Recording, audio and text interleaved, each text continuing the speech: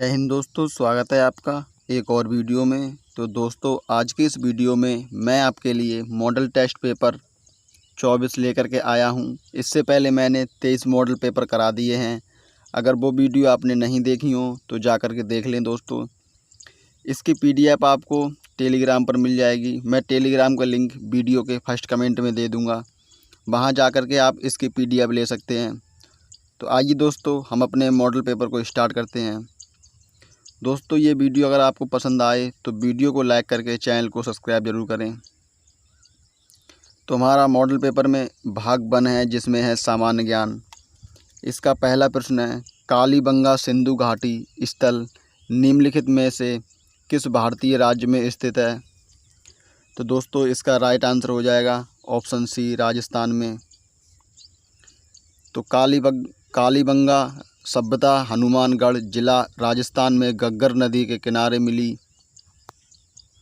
आगे है, कालीबंगा का शाब्दिक अर्थ है काले रंग की चूड़ियाँ। कालीबंगा की खोज अमलानंद घोष ने 1953 ईस्वी में की थी। कालीबंगा से जुते हुए खेत के साक्ष्य मिले। कालीबंगा से लकड़ी से निर्मित नालियाँ मिली। कालीबंगा से मोसोपोटामिया की बेलनाकार मोहरें मिलीं और कालीबंगा से मिश्रित फसल के अवशेष मिले।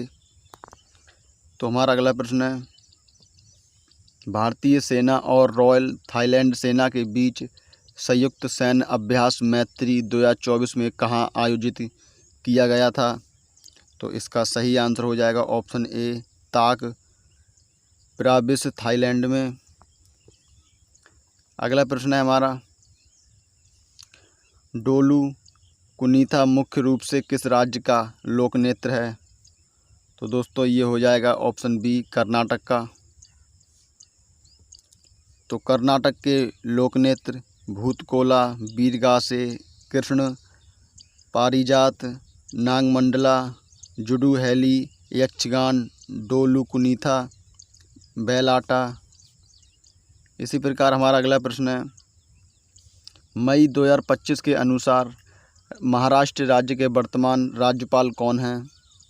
तो इसका सही आंसर हो जाएगा ऑप्शन बी, CV राधाकृष्ण, जो कि अभी वर्तमान में महाराष्ट्र के राज्यपाल हैं। तो महाराष्ट्र के वर्तमान मुख्यमंत्री देवेंद्र फडणवीस हैं और इसका गठन 1 मई 1960 ईस्वी को हुआ था। राजधानी इसकी मुंबई है और भाषा है मराठी। प्रमुख लोक नृत्य हैं इसके कोली नृत्य, तमाशा, लावड़ी, दहकला, लेजिम, गफा नृत्य, दनगरी गाजा नृत्य। प्रमुख त्यौहार हैं इसके गुड़ी पड़वा, मराठी नववर्ष, गणेश चतुर्थी, पोला, कोजागिरी पूर्णिमा, बाणगंगा महोत्सव, काला घोड़ा महोत्सव, बिठोबा, अगेरा त्यौहार मुंबई, बाणगंगा महोत्सव। अगला प्रश्न है हमारा, भारत के प्रथम लोकसभा अध्यक्ष कौन थे? तो इसका सही आंसर हो जाएगा ऑप्शन सी, GB मावलकर। तो दोस्तों, वर्तमान लोकसभा अध्यक्ष ओम बिरला हैं, जो कि कोटा सांसद हैं। लोकसभा की प्रथम महिला अध्यक्ष मीरा कुमारी और लोकसभा की दूसरी महिला अध्यक्ष सुमित्रा महाजन। लोकसभा संसद का निम्न सदन है। लोकसभा सदस्यों की न्यूनतम उम्र 25 वर्ष होती है और लोकसभा का उल्लेख अनुच्छेद 81 में है। लोकसभा का बहुमत दल का नेता भारत का प्रधानमंत्री होता है। और आगे है दोस्तों, लोकसभा के अध्यक्ष का चुनाव लोकसभा के सदस्य ही करते हैं।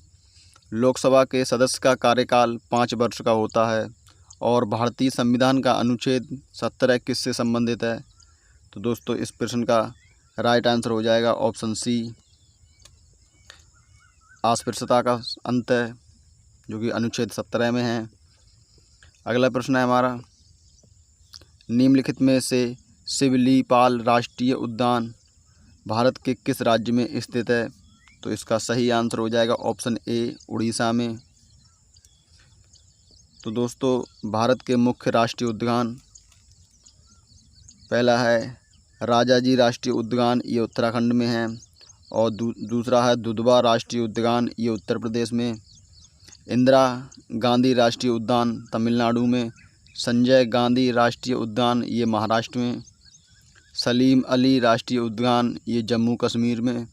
और जिम कॉर्बेट राष्ट्रीय उद्यान उत्तराखंड में। भितरकणिका का राष्ट्रीय उद्यान उड़ीसा में।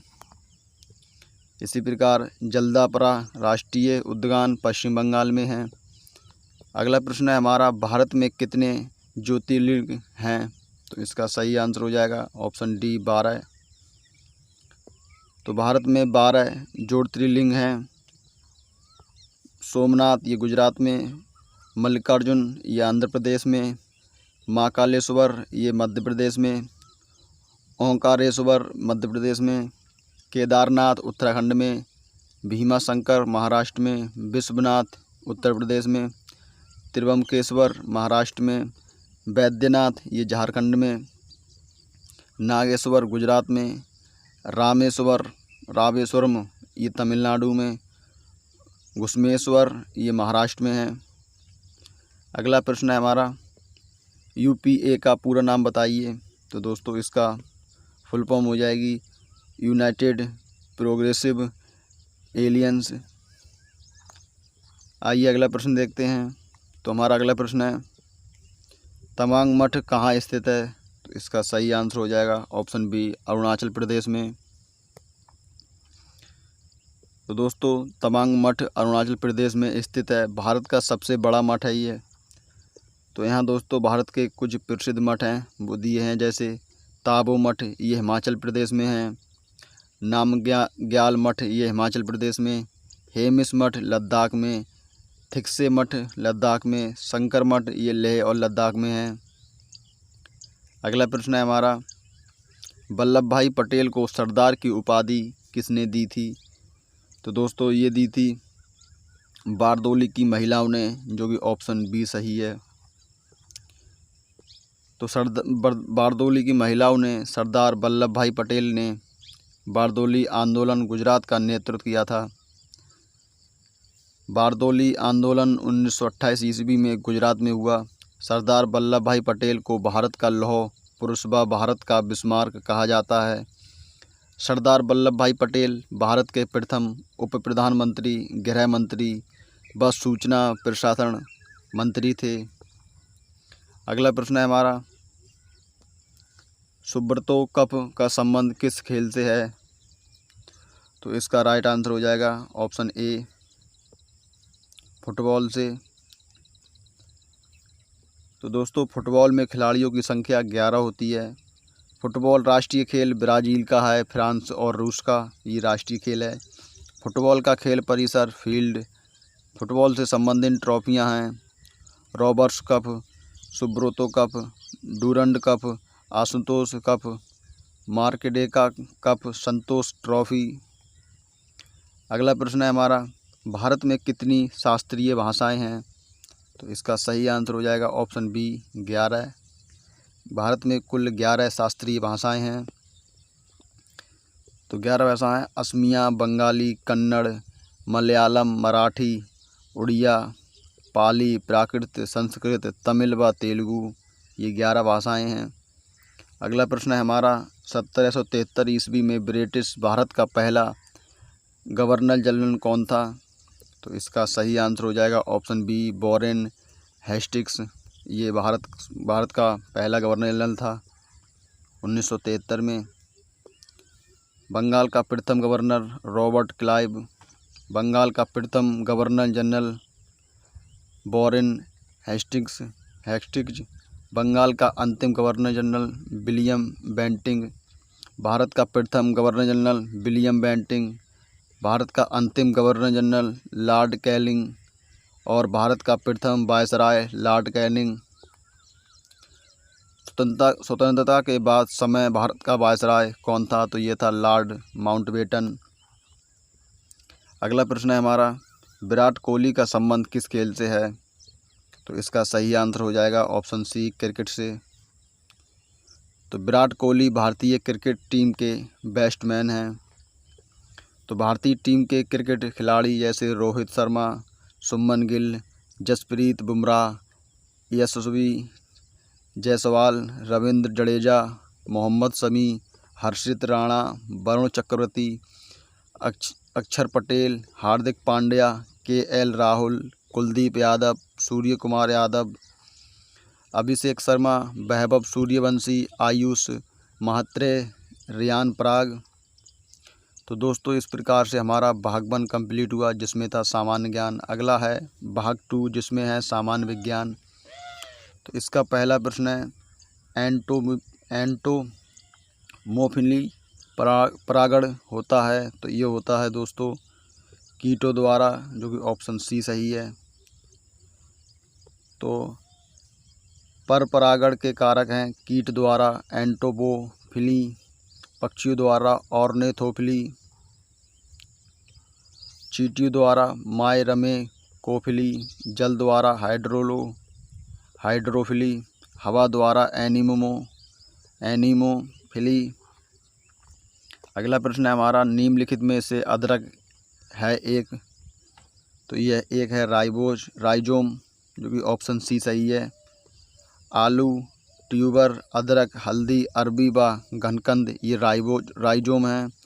रूपांतरित जड़, मूली, गाजर, शलजम, शकरकंद।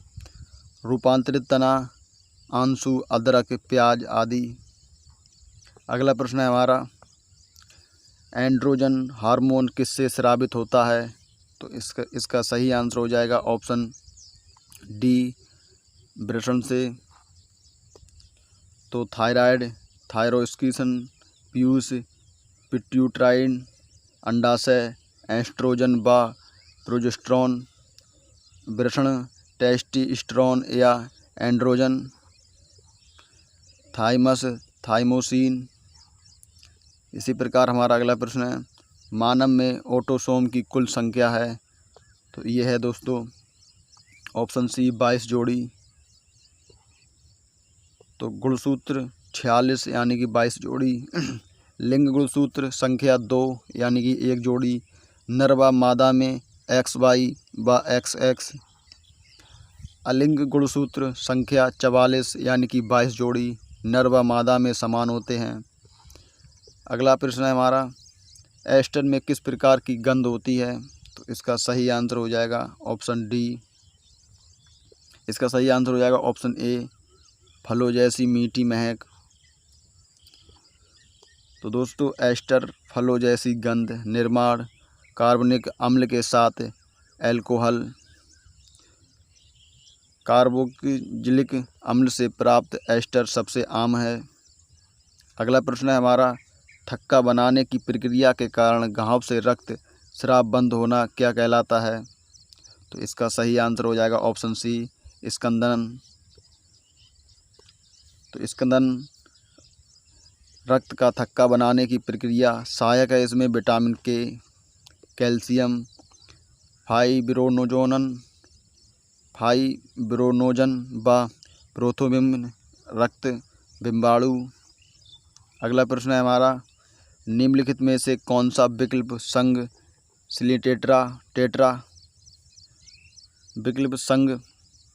सिलिटेट्रा से संबंधित है। तो इसका सही आंसर हो जाएगा ऑप्शन बी, ऑरेलिया। तो पोरीफेरा, स्पंज, सैलिटेंड्रा, हाइड्रा व ऑरेलिया, जेलीफिश, आर्थ्रोपोडा, कीट, मकड़ी व बिच्छू, एनीलिडा, केचुआ, जोंक, नेरिस, मोलस्का, सीपी, पाइला, घोंगा, मोती आदि। अगला प्रश्न है हमारा, SO4-2 किसका रासायनिक सूत्र है। तो ये हो जाएगा दोस्तों सल्फेट का। तो sulphate SO4-2, sulphide S-2, sulphide SO3-2, nitrate NO3-1, nitride NO2-1, nitride ये हो जाएगा N-3। अगला प्रश्न है हमारा, 2.5 डायोप्टर क्षमता वाले उत्तल लेंस की फोकस दूरी क्या होगी। तो दोस्तों इसका सही आंसर हो जाएगा ऑप्शन बी, 40 सेंटीमीटर। तो आइए दोस्तों इसका हल देखते हैं। तो इसका सूत्र होता है P बराबर 1/f मीटर में, तो P बराबर 1/p, तो F बराबर हो जाएगा 1/2.5। तो इसका राइट आंसर आ जाएगा F बराबर 40 सेंटीमीटर। इसी प्रकार हमारा अगला प्रश्न है, किस लेंस से प्रिज्म का आधार मुख्य अक्ष से बाहर की ओर होता है? तो इसका होता है दोस्तों अवतल का, तो दोस्तों ये ऑप्शन बी सही हो जाएगा। उत्तल लेंस अभिसाई लेंस भी कहते हैं, किनारों से पतले व बीच में मोटे होते हैं। और अवतल लेंस अपसाई लेंस भी कहते हैं, किनारों से मोटे और बीच से पतले होते हैं। अगला प्रश्न है हमारा, पृथ्वी का पलायन वेग होता है? तो इसका सही आंसर हो जाएगा ऑप्शन ए 11.2 किलोमीटर प्रति सेकंड। तो पलायन वेग पृथ्वी का 11.2 किलोमीटर प्रति सेकंड, चंद्रमा का 2.37 किलोमीटर प्रति सेकंड, पृथ्वी का कोणीय वेग 7.27 गुणा 10⁻⁻5 रेडियन प्रति सेकंड, प्रकाश की निर्वात में चाल 3 गुणा 10⁸ मीटर प्रति सेकंड। अगला प्रश्न है हमारा, डायन सेकंड मात्रक है? तो ये हो जाएगा दोस्तों आवेग का मात्रक डायन सेकंड होता है। इसी प्रकार बल किलोमीटर प्रति सेकंड या न्यूटन, ऊर्जा का न्यूटन मीटर या डायन या सेंटीमीटर या जूल, शक्ति वोल्ट एम्पियर या वाट, आवेग का किलोग्राम मीटर प्रति सेकंड व न्यूटन सेकंड, विद्युत धारा का कूलाम प्रति सेकंड या एम्पियर। अगला प्रश्न है हमारा, 1981 में इसरो द्वारा प्रक्षेपित किया गया प्रथम भूस्थैतिक उपग्रह कौन सा था? तो ये था एप्पल, जो कि ऑप्शन बी सही है। आर्यभट्ट 1975 में छोड़ा गया, रोहिणी 1980 में, भास्कर फर्स्ट 1979 में और भास्कर सेकंड 1981 में, एप्पल 1981 में। अगला प्रश्न है हमारा, निम्नलिखित में से कौन सी एक क्षारीय मृदा धातु नहीं है? तो इसका सही आंसर हो जाएगा ऑप्शन ए Na। तो क्षारीय धातु वर्ग 1 में lithium, sodium, potassium, rubidium, caesium, francium और क्षारीय मृदा धातु बेरियम, मैग्नीशियम, कैल्शियम, स्ट्राइशियम, बेरिलियम आदि। अगला प्रश्न है हमारा, एकमात्र धातु का नाम जो जीवाणु रोधी है? तो इसका सही आंसर हो जाएगा ऑप्शन बी कॉपर। तो सोडियम सबसे मुलायम धातु, कॉपर या तांबा मानव द्वारा प्रयोग में लाई गई प्रथम धातु। इसी प्रकार आयरन पृथ्वी पर दूसरी सर्वाधिक मात्रा में पाई जाने वाली धातु है। एल्युमिनियम पृथ्वी पर सर्वाधिक मात्रा में पाई जाने वाली धातु। तो दोस्तों इस प्रकार से हमारा भाग 2 कंप्लीट हुआ, जिसमें था सामान्य विज्ञान। अगला है हमारा भाग 3, जिसमें है गणित। तो इसका पहला प्रश्न है, 0.0081 का वर्गमूल क्या होगा? तो दोस्तों इसका वर्गमूल हो जाएगा 0.09, जो कि ऑप्शन सी सही है। अगला प्रश्न है हमारा, किस धनराशि का 4% वार्षिक साधारण ब्याज दर से 5 साल का ब्याज 80 रुपये होगा? तो दोस्तों आइए इसका हल देखते हैं। तो इसमें हमारे लिए ब्याज दिया है 80, मूलधन पूछ रहा है दोस्तों। तो इसका सूत्र हो जाएगा मूलधन बराबर ब्याज गुणा 100 बटे दर गुणा समय। तो इसका मान रखकर हल करेंगे तो इसका राइट आंसर आ जाएगा 400, जो कि ऑप्शन बी सही है। अगला प्रश्न देखते हैं, किसी गोले की त्रिज्या 21 सेंटीमीटर है तो उसका आयतन क्या होगा? तो दोस्तों इसका आयतन हो जाएगा ऑप्शन सी 38,808 सेंटीमीटर क्यूब। आइए इसका हल देखते हैं। इसका हल है दोस्तों, आर बराबर दिया है हमारे लिए 21 सेंटीमीटर और आयतन होता है 4/3 पाई आर क्यूब। तो इसका मान रखकर हल करेंगे तो इसका राइट आंसर आ जाएगा 38,808 सेंटीमीटर क्यूब, जो कि ऑप्शन सी सही है। अगला प्रश्न है हमारा, पंचभुज के सभी अंतःकोणों का योगफल क्या होगा? तो इसका सही आंसर हो जाएगा ऑप्शन बी 540 डिग्री। आइए अगला प्रश्न देखते हैं। तो हमारा अगला प्रश्न है, एक दुकानदार 11 पेंसिल 10 रुपये में खरीद कर 10 पेंसिल 11 रुपये में बेचता है, तो लाभ या हानि प्रतिशत क्या होगा। तो आइए दोस्तों इसका हल देखते हैं। तो 11 पेंसिल क्रय मूल्य 10 रुपये, 10 पेंसिल विक्रय मूल्य 11 रुपये, तो लाभ प्रतिशत 121 माइनस 100/100 गुणा 100, तो लाभ प्रतिशत आ जाएगा 21%, जो कि ऑप्शन बी सही है। अगला प्रश्न है हमारा, यदि 2 3x + 3 बराबर 4 9x - 6 हैं, तो x बराबर का मान क्या होगा। तो इसको हल करेंगे तो x का मान आ जाएगा 1, जो कि ऑप्शन ए सही है। अगला प्रश्न है हमारा, 7 भुजा से घिरी बंद आकृति को क्या कहते हैं। तो इसका सही आंसर हो जाएगा ऑप्शन बी सप्तभुज। तो 7 भुजा से घिरी बंद आकृति को सप्तभुज कहते हैं। अगला प्रश्न है हमारा, x + y का होल स्क्वायर क्या होगा। तो दोस्तों ये होता है x² + y² + 2xy, जो कि ऑप्शन ए सही है। अगला प्रश्न है हमारा, 7/4 को प्रतिशत में बदलो। तो दोस्तों आपको पता होगा भिन्न को प्रतिशत में बदलने के लिए हमें 100 से गुणा करानी पड़ती है। तो इसके 100 से गुणा कराएंगे तो इसका राइट आंसर हो जाएगा ऑप्शन सी 175%। अगला प्रश्न है हमारा, 3 लड़कों की औसत आयु 15 वर्ष, उनमें एक लड़का 10 वर्ष का और आ जाता है, तो चारों लड़कों की औसत आयु क्या होगी। तो दोस्तों इसका राइट आंसर हो जाएगा ऑप्शन डी 13.75। तो आइए इसका हल देखते हैं। तो 3 लड़कों का औसत आयु 15, तो योग होगा 15 × 3 = 45। एक लड़का 10 वर्ष का शामिल करने पर योग हो जाएगा 55 वर्ष, क्यों 45 में 10 जोड़ेंगे तो 55 वर्ष हो जाएगा। 4 लड़कों का औसत आयु तो 55/4 यानी कि 13.75 हो जाएगा, जो कि ऑप्शन डी सही है। अगला प्रश्न है हमारा, सोनू और मोनू की वर्तमान आयु का अनुपात 9:12 है। सोनू की आयु 27 वर्ष है, तो मोनू की आयु क्या होगी।